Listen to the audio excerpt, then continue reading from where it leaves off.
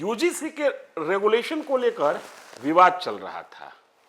Supreme court ने UGC के कथित रेगुलेशन पर रोक लगा दी। हालांकि ये जो यूजीसी का रेगुलेशन आया था वो सुप्रीम कोर्ट के आदेश के बाद ही आया था। ऐसा माना जा रहा है कि अब सुप्रीम कोर्ट के आदेश आए बगैर इस रेगुलेशन को लागू करना मुश्किल है। संभव है जिस तरीके से कोर्ट ने रुख अख्तियार किया है कि सुप्रीम कोर्ट इस पर कोई नया रेगुलेशन लाने के लिए आदेश यूजीसी को दे सकती है। लेकिन चौंकाने वाली खबर मध्य प्रदेश से आ रही है। यहां पर यूजीसी ने एक रेगुलेशन को लागू कर दिया है और न सिर्फ लागू किया है बल्कि प्रदेश के अंदर सभी भी सरकारी और निजी विश्वविद्यालय महाविद्यालय को आदेश दिया गया है कि नियमों का सख्ती से पालन करें। फिर ऐसे में एक बड़ा सवाल खड़ा होता है कि सुप्रीम कोर्ट के आदेश के बाद भी कोई रेगुलेशन कैसे लागू हो सकता है। चौंकिए नहीं, हम जो आपको बताने जा रहे हैं उसके मर्म में यह है कि व्यवस्था कितनी लचर है देश के अंदर। एक रेगुलेशन लाया गया यह तर्क देते हुए कि पहले से जो भी नियमावली थी वो नियमावली सक्षम नहीं थी, लिहाजा नए नियमावली की जरूरत है। सितंबर 2025 में सुप्रीम कोर्ट ने यूजीसी को आदेश दिया कि नया नियम बनाइए, लेकिन अब यूजीसी के पिटारे से वो पुराना नियम निकल कर आ रहा है जिस नियम के होने के बाद नए नियम की होने की आवश्यकता नहीं थी। और आज मध्य प्रदेश ने वही नियमावली अपने यहां के तमाम विश्वविद्यालय और महाविद्यालय को सख्ती से लागू करने के आदेश दे दिए। यह है क्या? यह कौन सा रेगुलेशन है? अब हम आपको विस्तार से बता रहे हैं कि यह रेगुलेशन है क्या। विश्वविद्यालय अनुदान आयोग के छात्रों की शिकायतों का निवारण विनियम 2023 को अब सख्ती से लागू करने का आदेश दिया गया है। 2023 के इस आदेश में था, इस रेगुलेशन में था क्या, ये इस विनियम में था क्या? उन तमाम बातों को इसमें रखा गया था जिन बातों को लेकर विवाद हुआ और जिन बातों के लिए नया नियम लाने की बात हो रही थी। कई तरीके की विसंगतियां होती हैं विश्वविद्यालय में, लेकिन जिसको लेकर बवाल मचा, जिसको लेकर नया कानून लाया गया और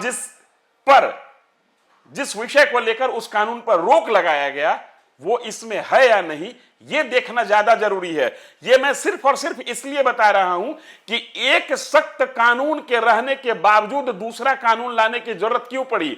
यह कानून को लागू करने वाले अधिकारियों की मंशा पर एक बड़ा सवाल खड़ा करता है। अब आपको मैं बता रहा हूं कि शिकायतों का निवारण विनियम 2023 था क्या, इसमें वो चीजें थी या नहीं जिनके लिए 2026 13 जनवरी को नोटिफिकेशन जारी किया गया।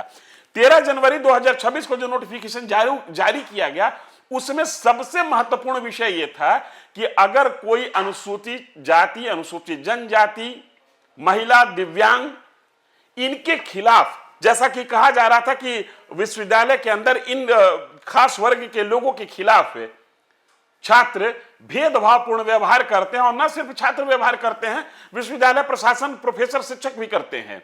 लिहाजा नया कानून लाया जाए, लेकिन 2023 के इस कानून में इसके लिए भी एक सख्ती थी। जितने इसके कॉलम हैं उसमें एक महत्वपूर्ण कॉलम यह है कि एससी, एसटी, ओबीसी, महिला या दिव्यांग छात्रों से भेदभाव, इसीलिए ना कानून लाया गया था 2026 13 जनवरी को। एससी, एसटी, ओबीसी, महिला या दिव्यांग छात्रों से भेदभाव होने पर शिकायत करने के लिए लोकपाल की व्यवस्था करने के लिए सख्त आदेश मध्य प्रदेश शासन ने जारी किया है। अपने यहां के तमाम विश्वविद्यालय और महाविद्यालय के अंदर इन वर्गों के खिलाफ अगर किसी भी प्रकार का भेदभाव होता है, उस भेदभाव को देखने, समझने और उस पर एक्शन लेने के लिए 2023 में यूजीसी के पास कानून थी। उस कानून के होने के बावजूद एक नया कानून लाया गया और पूरे देश में सामाजिक रूप से एक नया जहर घोल दिया गया।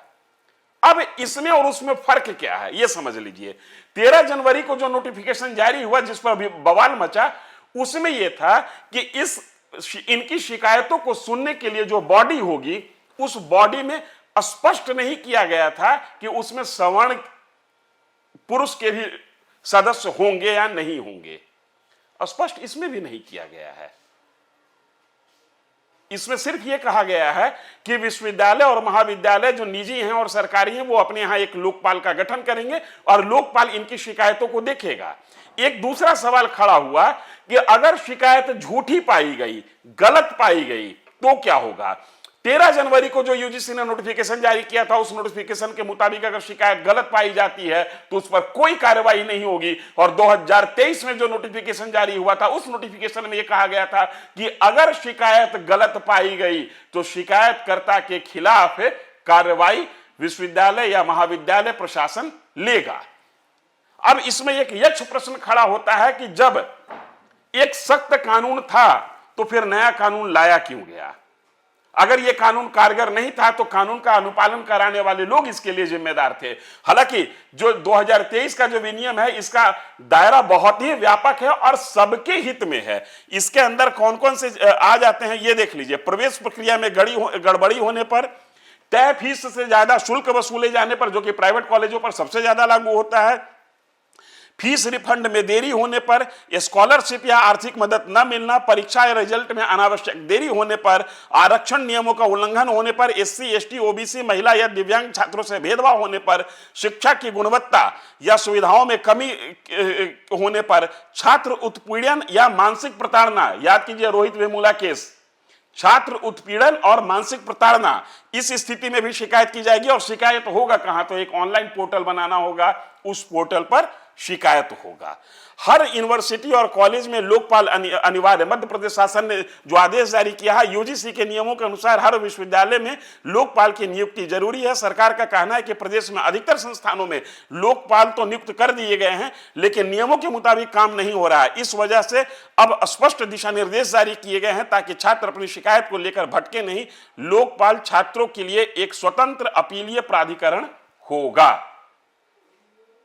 जब इतनी बेहतरीन व्यवस्था थी तो 13 जनवरी 2026 को एक नया कानून लाया क्यों गया, एक नया आदेश लाया क्यों गया यूजीसी के द्वारा, जिसके आने के बाद पूरे देश की सामाजिक रिश्ते में जहर घुल गया है। क्या ये राजनीतिक है, क्या यह राजनीतिक लाभ के लिए किया गया है, या इसके पीछे की मंशा कुछ और है, यह समझना मेरा काम नहीं है, यह समझना आपका काम है और देश के राजनीतिज्ञों की जिम्मेदारी है। लेकिन जिन विषयों को एड्रेस करते हुए नया कानून लाया गया था, उन विषयों को एड्रेस करने के लिए लोकपाल जैसा कानून पहले से था, 2023 में इसको लागू किया गया था। दिक्कत यह थी कि इसका सख्ती से अनुपालन नहीं हो रहा था। मध्य प्रदेश शासन ने आदेश जारी किया है और कहा है कि सख्ती से अनुपालन किया जाए। मैं इस प्रश्न के साथ आपको छोड़ रहा हूं कि नया विधेयक आया, इसके पीछे की मंशा किसकी थी और कैसी थी। इस वीडियो में इतना ही। धन्यवाद।